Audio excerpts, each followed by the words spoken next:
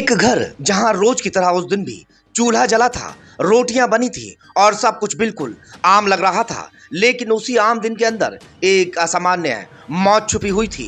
एक बुजुर्ग माँ जिसने बिना शक किए खाना शुरू किया, लेकिन उसे क्या पता था जिस थाली में वो खा रही है उसी थाली में उसकी मौत परोसी जा चुकी है। रोटी खाते खाते कुछ ही देर में उसकी तबीयत बिगड़ने लगी, चेहरे का रंग बदलने लगा, सांसें तेज और फिर धीमी और फिर सब कुछ खत्म। बुजुर्ग महिला के परिवार ने इसे अपनी किस्मत मान लिया और सच को जल्दी ही मिट्टी के नीचे सुला दिया। लेकिन हर दफनाई गई कहानी खत्म नहीं होती। कुछ कहानियां मिट्टी के अंदर से भी आवाजें देती हैं। बीते दिन और उसी घर में कुछ ऐसी चीजें सामने आने लगी जिन्होंने इस मौत को सवाल बना दिया। रोटी जिसे छुपाकर रखा गया था, कुछ शब्द जो हर बार बदल रहे थे और एक खामोशी जो बहुत कुछ कह रही थी। जब शक यकीन में बदला तो कब्र खोली गई और इस बार मिट्टी नहीं सच बाहर आया। ये हादसा नहीं था, एक प्लान था जिसकी शुरुआत पहले ही हो चुकी थी। चाय में जहर लेकिन कोशिश नाकाम, और फिर रोटी में जहर और सफल वार। लेकिन इस कहानी का सबसे डरावना हिस्सा अभी बाकी था। कातिल कोई दुश्मन नहीं था, वो इसी घर का हिस्सा था, घर की बहू और उसके साथ अपना भांजा। रिश्तों की हदें टूटी जब सास बीच में आई तो उसे ही हमेशा के लिए खामोश कर दिया गया। खबर उत्तर प्रदेश की राजधानी लखनऊ से है। यहाँ एक मामी ने अपने भांजे के साथ मिलकर सास की हत्या की साजिश रची और उसे अंजाम तक पहुंचा भी दिया। लेकिन हैरानी की बात यह है कि हत्या से पहले आरोपी मामी ने 10 दिन पहले भी सास को चाय में जहर देकर मारने की कोशिश की थी, लेकिन उस वक्त सास बच गई थी।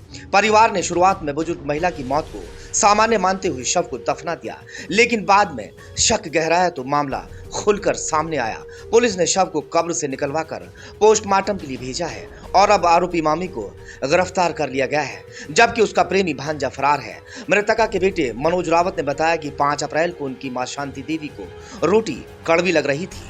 ऐसे में एक रोटी खाने के बाद उनकी हालत बिगड़ने लगती है और उन्हें उल्टी होने लगी।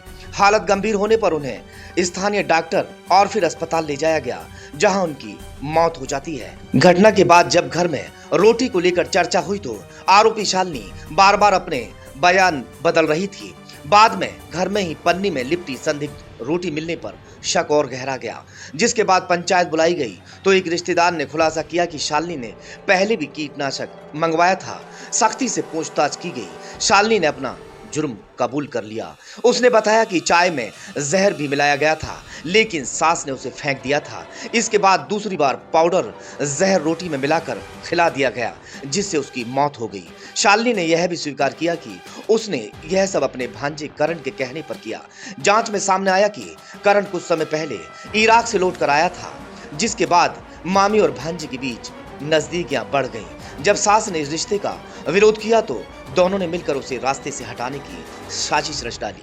मामले में डीसीपी पश्चिम कमलेश दीक्षित ने बताया कि मृतका के बेटे मनोज की तहरीर पर थाना ककोरी में शालिनी और करण के खिलाफ मुकदमा दर्ज कर लिया गया है। प्रशासन से अनुमति मिलने के बाद शव को कब्र से निकलवाकर पोस्टमार्टम कराया गया है और विसरा सुरक्षित रखा गया है। फिलहाल आरोपी मामी ने अपना जुर्म कबूल कर लिया है और फरार भांजे की तलाश जारी है।